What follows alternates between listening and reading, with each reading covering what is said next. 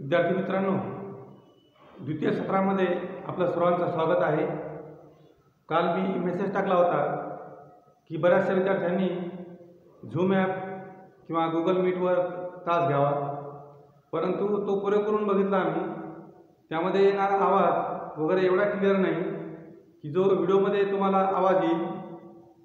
त्यानंतर हा व्हिडिओ तुम्हाला केव्हाही पाहता येतो, पालक ड्युटी करून घरी आल्यानंतर हा व्हिडिओ तुम्हाला बघता येतो। आता हा आपला सेकंड टर्ममधला पहिला व्हिडिओ आहे, तर तुम्ही हा व्हिडिओ बघितल्यानंतर सर्वांनी माझ्या दिलेल्या व्हॉट्सअप नंबरवर तुम्ही मला रिस्पॉन्स द्यायचा आहे की व्हिडिओ नेमकं कसा वाटला तुम्हाला, की व्हिडिओमध्ये शिकवण्याची स्पीड जास्त होती, खूप कमी होती, व्हिडिओ क्लिअर आहे, टेक्स्ट क्लिअर दिसत नाही। त्यानंतर पुन्हा आणखीन काही तुम्हाला सुझाव असेल, तुमच्या सूचना असतील, त्या तुम्ही मला आवर्जून द्यायच्या आहे। तुमच्या सूचना आल्याशिवाय तुम्ही व्हिडिओ बघितला असं मी अर्थ घेणार नाही। म्हणजे याचा अर्थ तुमची सूचना आली म्हणजे तुम्ही व्हिडिओ पाहिला असं मी त्याचा अर्थ काढेल। सूचना काहीच आली नाही तुमची तर समजून घ्यायचं की तुम्ही व्हिडिओ बघितलेला नाही। तुमच्याकडून अपेक्षा काय आहे की व्हिडिओ खराब होता, व्हिडिओ चांगला होता, अत्यंत चांगला होता, मीडियम होता, स्पीड कशी होती वगैरे वगैरे, आवाज कसा आहे, म्हणजे क्लिअर येतो की नाही तुम्हाला, या सूचना तुमच्याकडून मला अपेक्षित आहे। आणि माझा व्हॉट्सअप नंबर तुम्हाला मी दिलेला आहे। परत एकदा व्हॉट्सअप नंबर बघा, तुम्ही लिहून घ्या, 9637 05 83 57 हा माझा व्हॉट्सअप नंबर आहे। या नंबरवर तुम्ही मला सूचना देऊ शकता। हा नंबर सेव्ह करून ठेवायचा पवार सर नावाने, आणि मला या सूचना तुम्ही करणार आहात। आता आपण आज linear equation in two variable हा चॅप्टर शिकणार आहोत। तर लिनियर इक्वेशन इन टू व्हेरिएबलमध्ये प्रस्तावना म्हणजे त्याची पूर्व नॉलेज काय माहीत पाहिजे तुम्हाला, की linear equation in two variable याच्यामध्ये what is mean by linear equation, what is mean by linear equation. Linear equation म्हणजे काय, याला मराठीमध्ये म्हणतात रेषीय समीकरणे। रेषीय म्हणजे सरळ रेषीय समीकरणे। याचा अर्थ इंग्लिशमध्ये असा आहे की if the given equation the degree of variable is 1, म्हणजे डिग्री ऑफ व्हेरिएबल इज 1। उदाहरणार्थ असं लिहिलं आपण x² + 5x + 6 = 0। त्या ठिकाणी व्हेरिएबल x आहे, पण इथं मॅक्झिमम डिग्री 2 आहे, x ची डिग्री 2 आहे, तर याला लिनियर इक्वेशन म्हणता येत नाही। मग लिनियर इक्वेशन कशाला म्हणायचं, लिनियर इक्वेशन म्हणजे ज्या इक्वेशनमध्ये व्हेरिएबलची डिग्री 1 आहे, म्हणजे x + 5 = 7, m + 3 = 5, y + 2 = 0, त्यानंतर x = 0, या सर्वांना म्हणता येतात लिनियर इक्वेशन।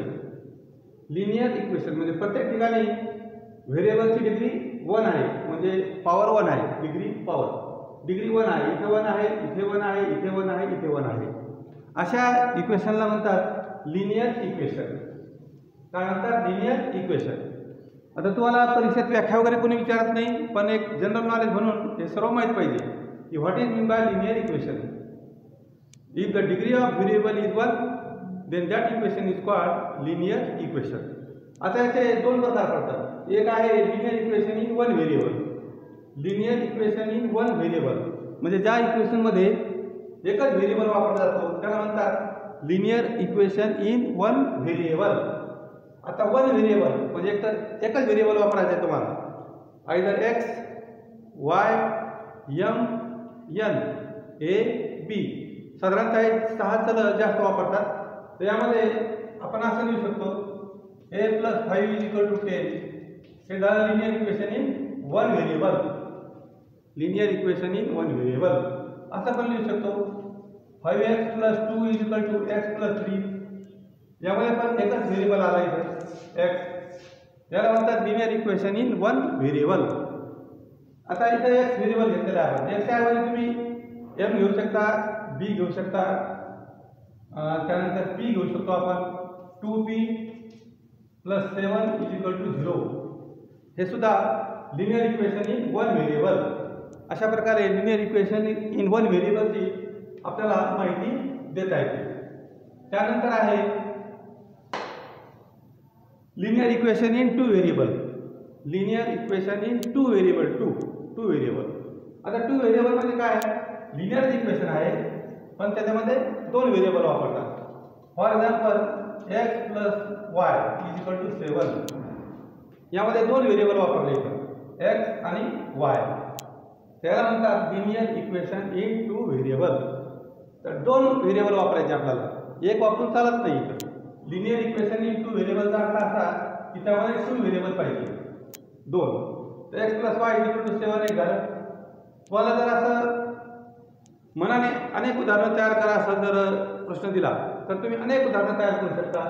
दोन व्हेरिएबल घेऊन A plus B is equal to 0, A minus B is equal to 5, M plus N is equal to 3. त्यानंतर ए बी घेतला आपण, एम ए घेतलं, पी क्यू घेऊन करू शकता तुम्ही. 2p plus 3q is equal to 7. या सगळ्यामध्ये दोन व्हेरिएबल आहे, दोन व्हेरिएबल वापरले आपण. त्याला म्हणतात linear equation in two variable. लक्षात आलं सगळ्यांच्या? Linear equation in two variable. आता जे पहिलं घेतलं आपण linear equation in one variable, तर सुरुवातीला तुम्हाला काही उदाहरणं सॉल्व्ह करून दिलेले आहेत आणि काही करावं दिलेले आहेत. उदाहरणार्थ असं आहे M plus 3 is equal to 5 आणि सॉल्व.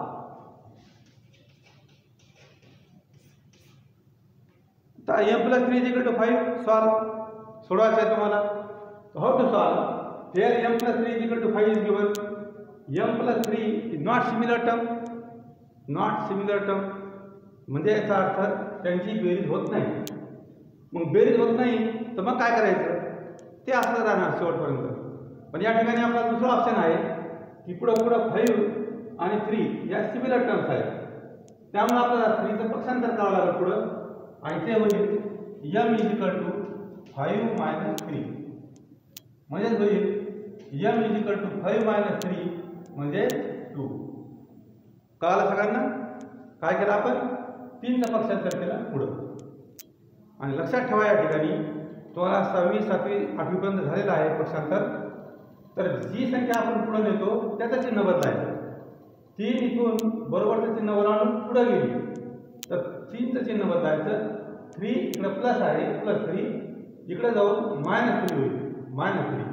मग 5मधून 3 गेले 2. अशा प्रकारे आपण लिहू शकतो. त्यानंतर 3y plus 8 is equal to 22. हे नेक्स्ट एक्झाम्पल दिलेलं आहे. आता या ठिकाणी पण 3y प्लस 8.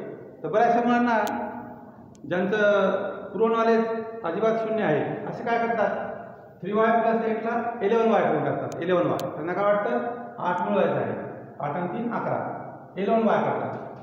तर हे चुकीचं आहे असं करणं, कारण यांची बेरीज होणार नाही. हे सिमिलर टर्म नाही, पण हे दोन सिमिलर टर्म्स आहेत. हे दोन 8 आणि 12 सर ते पद आहेत. त्यामुळं मग तुम्हाला काय करावं लागेल की 3y काळजी ठेवावं लागेल इथं, आणि 8चं पक्षांतर इकडे घेऊन जावं लागेल तुम्हाला. आणि 22 जसा तसा आहे राईट साईडला. हे 8 तिकडे जाऊन मायनस होईल, मग मायनस 1 आणि 3y इज इक्वल टू 22 मधून 8 गेले 14 होतील. आणि y इज इक्वल टू आता इथे 3y इज इक्वल टू 14 आले. y काढायचं आहे आपल्याला. मग 3चं पक्षांतर होईल, गुणाकाराचे पक्षांतर भागाकारात होत असते म्हणून 14 भागिले 3 होईल. या ठिकाणी पण काही मुलं असे चुका करतात की 3ला इकडे जाऊन मायनस करतात, 14तून 3 गेले, कारण 3 आहे तर मल्टिप्लायमध्ये आहे, प्लसमध्ये नाही आहे. त्यामुळं 3 इकडे जाऊन भागिले होईल, लक्षात ठेवा. तर अशा प्रकारे हे उदाहरण तुम्हाला सोडवता येईल. त्यानंतर पुढं आणखीन एक उदाहरण दिलं आहे.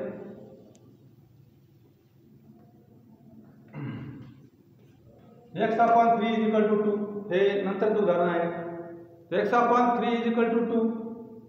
या ठिकाणी हे 3 नको आहे आपल्याला, इथं आपल्याला फक्त x पाहिजे.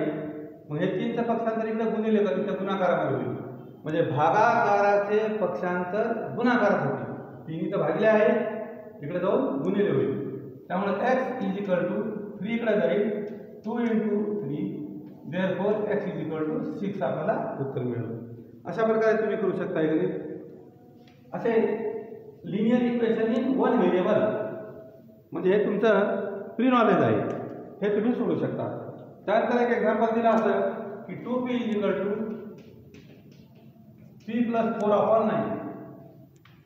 आता बघा इथं कसं ट्विस्ट आहे. या ठिकाणी तुम्ही 2p ला इथे येण्याची आवश्यकता नाही किंवा 4/9 ला इकडे आणायची आवश्यकता नाही. केलं तर काही बिघडत नाही, पण आवडत जाण्यापेक्षा बेस्ट वे p ला इकडे आणायचं लेफ्ट साईडला सोपं होऊन जाईल. p इकडे आहे, p आणि 2p सिमिलर टर्म्स आहेत, त्यामुळं 2p जसाला तसं ठेवा आणि p चं ट्रान्सफर लेफ्ट साईडला करा, म्हणजे इकडे येऊन ते -p होऊन जाईल इजिकल टू जसं तसं आणि 4/9 जसाला तसं. समजलं काय केलं आपण? p ला इकडे लेफ्ट आलं -p झालं. आता 2p - p म्हणजे p इजिकल टू 4/9 म्हणजे आपल्याला p ची व्हॅल्यू मिळाली. अशा प्रकारे तुम्ही linear equation in one variable कसंही असेल तर सोडू शकता. यात लक्षात काय ठेवायचं? सिमिलर टर्मवर स्ट्रेस द्यायचा. सिमिलर टर्म्स एकाच साईडला पाहिजे, एका बाजूला घेऊन जावं लागतं. अशा प्रकारे तुम्ही linear equation in one variable सोडू शकता. आता linear equation in two variable जे आहे, तर linear equation in two variable तुम्हाला सांगितलं की prepare any 5 examples of linear equation in two variable using the variable x and Y. X and Y आपण तुम्हाला दोन लिनियर इक्वेशन पार्ट तयार करायचे आहेत. तर काही घेऊ शकता तुम्ही coefficient x plus y is equal to 5 हे एक लिनियर इक्वेशन झालं. x आणि y वापरायचे आपल्याला, मग तुम्ही कोएफिशिएंट काही घेऊ शकता. तर 2x plus 3y is equal to 10 हे पण लिनियर इक्वेशन झालं. आणखी तुम्ही कोएफिशिएंट काही घेऊ शकता म्हटल्यानंतर 1/2x plus 3/2y is equal to 7 असं पण तुम्ही लिनियर इक्वेशन तयार करू शकता. तुम्हाला फक्त व्हेरिएबल x आणि y वापरायचा आहे आणि लिनियर पाहिजे आहे. त्यानंतर तुम्ही आणखीन काय घेऊ शकता? x/4 plus y/2 is equal to 8 अशा प्रकारे पण तुम्ही लिनियर इक्वेशन घेऊ शकता x आणि y घेऊन. असे शेकडो उदाहरणं आपण लिनियर इक्वेशन इन टू व्हेरिएबलवर तयार करू शकतो. जर तुम्हाला व्हेरिएबल एक्सप्लेन करून दिला असेल की x y घ्या आणि जर एनी कुठलंही घ्या असं म्हटलं तर तुम्ही mn ab pq xy असे उदाहरणं घेऊ शकता. आता लक्षात ठेवा, जर दोन लिनियर इक्वेशन मध्ये if given two linear equation have same variable, listen carefully, if given two linear equation have same variable, then that two linear equation is called as simultaneous equation. काय म्हणतात त्याला? Simultaneous equation. हे simultaneous equation सोडण्याच्या 3-4 method आहेत, पण नवीला तुम्हाला 2च method आहेत. एक आहे एलिमिनेशन मेथड आणि दुसरी आहे सबस्टिट्यूशन मेथड. या दोन्ही मेथड आपण उद्याच्या व्हिडिओमध्ये शिकणार आहोत. आज फक्त याची ओळख करून घ्यायची आहे तुम्हाला की what is mean bye simultaneous equation. Simultaneous equation म्हणजे दिलेल्या दोन्ही इक्वेशनमध्ये 30 व्हेरिएबल असतील तर त्याला म्हणतात सायमल्टेनियस इक्वेशन. आणि तुम्हाला केव्हाही solve the following simultaneous equation असा प्रश्न आला तर एका वेळेस तुम्हाला 2च सायमल्टेनियस इक्वेशन दिले जातात आणि त्या दोन इक्वेशन मधलं x आणि y ची व्हॅल्यू तुम्हाला काढायची असते. त्याला म्हणतात सॉल्व सायमल्टेनियस इक्वेशन. आता आणखीन एक ट्विस्ट आहे इथे किंवा एक अडचण आहे तुमची की दिलेलं इक्वेशन जर ओव्हरऑल स्वरूपात असेल म्हणजे x plus y plus 7 is equal to 0 असेल त्याला लिनियर इक्वेशन म्हणायचं का? Yes, it is also linear equation. पण हा जनरल फॉर्ममध्ये नाही. जनरल फॉर्ममध्ये नाही म्हणजे कसं नाही की जनरली आपण पॅन्ट खाली घालतो, शर्ट वर घालतो, पण इथं काय झालंय उलट सुट झालंय मागं पुढं, तर ते आपल्याला सरळ करून घ्यावं लागतं. याला म्हणतात general form of linear equation. काय म्हणतात?